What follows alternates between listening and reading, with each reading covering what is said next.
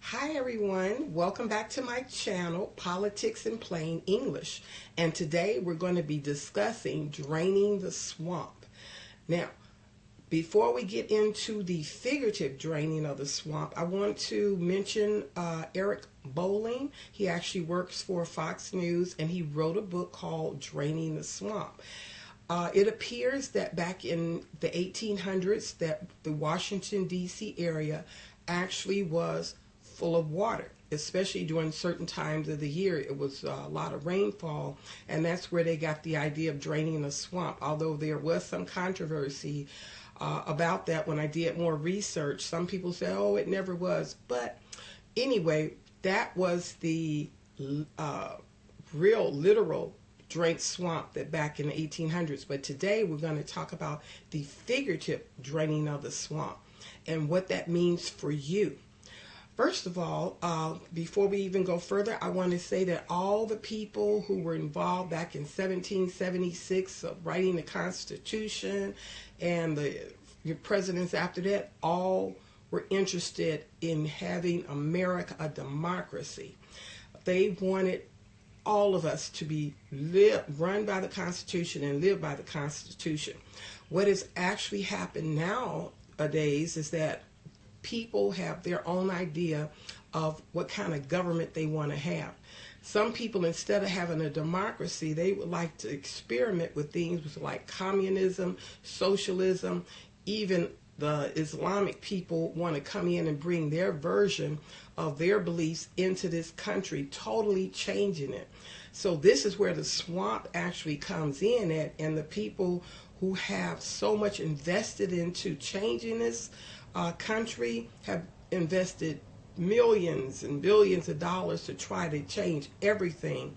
And that's why it's such a swamp, because some people who are embedded into the Congress, even on the right, they like some of these things because they're thinking about the almighty dollar and they're not thinking about you, the American people. So with that in mind, it causes problems.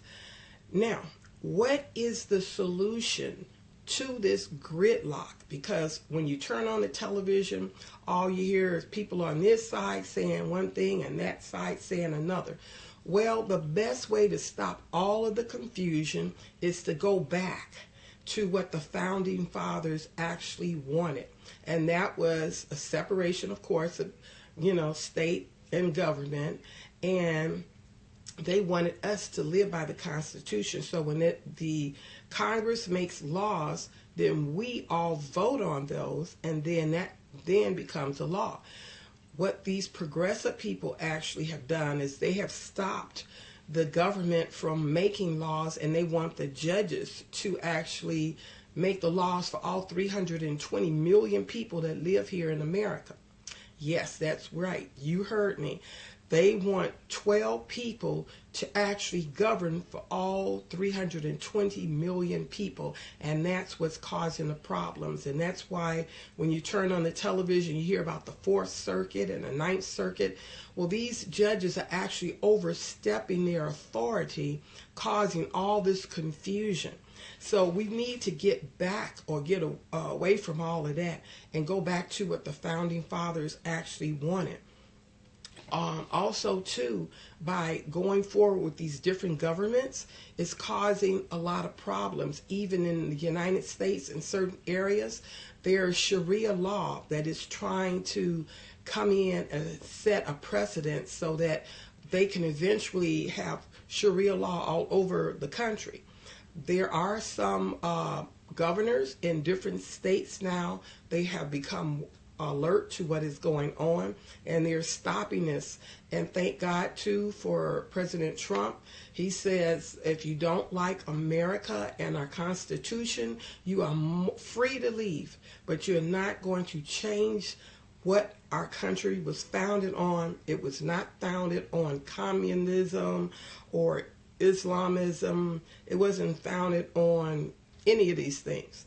So in order for us to go back to have a more perfect union, we have to go back to the Constitution and having judges who are sitting on the bench also believing in the Constitution, ruled by the Constitution. And if we do that, we're okay. Thank you. See you tomorrow.